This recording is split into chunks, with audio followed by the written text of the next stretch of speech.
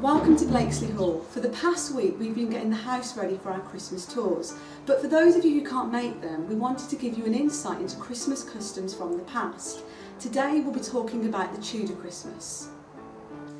But how did the Tudors decorate their homes? Well, exactly how we've decorated Blakesley Hall. On Christmas Eve, the family would get together, they'd find all types of evergreens. Evergreens were especially important because they represented everlasting life, and the three most important were holly, ivy and mistletoe. A really popular Tudor Christmas decoration was the kissing bough. The kissing bough was made from 2 hoops of cane with evergreens wrapped around it. In the middle was an apple or a pomander, and at the bottom hung a sprig of mistletoe. Couples would kiss under the kissing bough for the 12 days of Christmas, and every time a kiss was claimed, the gentleman would remove a berry. When there were no berries left, there was no more kissing. So holly was especially significant at Christmas time. The Tudors believed that the prickly leaves represented Christ's crown of thorns and the berries his drops of blood. And apparently if you had aching bones, holly tea would cure them. I wouldn't recommend that at home though. Women on Christmas Eve would find a handkerchief and they would find smooth holly leaves. They'd put 3 in each corner of the handkerchief. Now the smooth holly leaves, they're the female variety. The prickly leaves, they're the male. So they would find these holly leaves, they would wrap them up in a handkerchief and put it under their pillow on Christmas Eve. They'd go to sleep and apparently that night they would dream of the man that they were to marry. Men had it a bit easier. They'd wake up on Christmas morning and they would walk to church, and apparently the first unmarried woman they saw would be their future wife. So you might have a few women ducking behind bushes and maybe a couple jumping out. The Tudors believed that ivy had magical powers. When combined with holly, it ensured fertility in the household, and men would wear ivy wreaths around their neck because it was also a Tudor cure for baldness. But over the 12 days of Christmas, Tudor women would find a saucer, they would fill it with water, and they'd take 1 piece of ivy.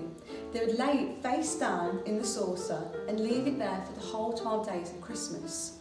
And on the 6th of January, they would go back to inspect it.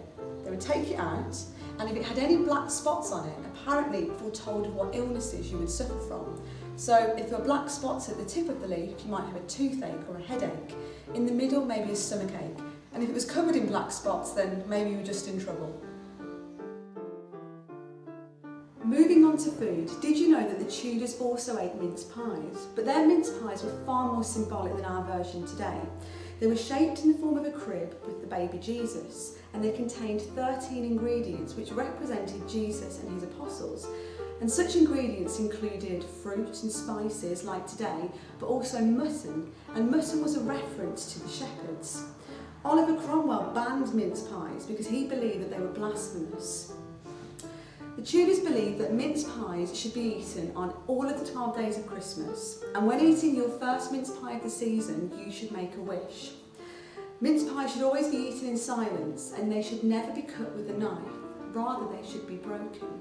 And also, if you refuse the mince pie, that would be bad luck. The Tudor plum pudding was a sloppy dish. It contained fruit like raisins and prunes, and also meat such as mutton, veal and chicken, and it was one way of preserving meat in the winter, the leaner months, when a lot of the cattle were slaughtered. The Tudors would make it on Stir Up Sunday, which was the 30th of November or the first Sunday before Advent, and it was a time when the whole family got together. Ingredients like that were included, but also 3 trinkets. And you would have a thimble, a ring and a coin. Coin was included for wealth, a thimble for luck and a ring for marriage. The Tudors were a bit obsessed with marriage. And all of the family would take turns stirring the mixture from east to west or in a clockwise direction in honour of the 3 kings. To stir it in an anti-clockwise direction would be bad luck for the forthcoming year.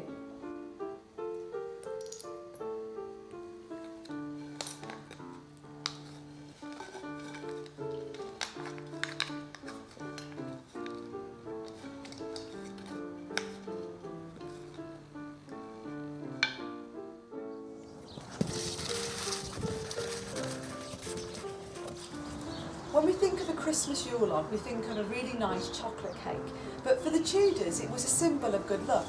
They would find a log and it had to be large enough to burn for the whole 12 days of Christmas to ensure good luck for the family for the forthcoming year. If it went out, apparently it would be bad luck. And on the 6th of January it would be extinguished, bundled up, and the remaining pieces would be kept in the house to ensure prosperity for the forthcoming year. So we hope you've enjoyed learning about Christmas customs from the past, and we want to wish you a very happy Christmas from all the staff at Blakesley Hall. See you soon.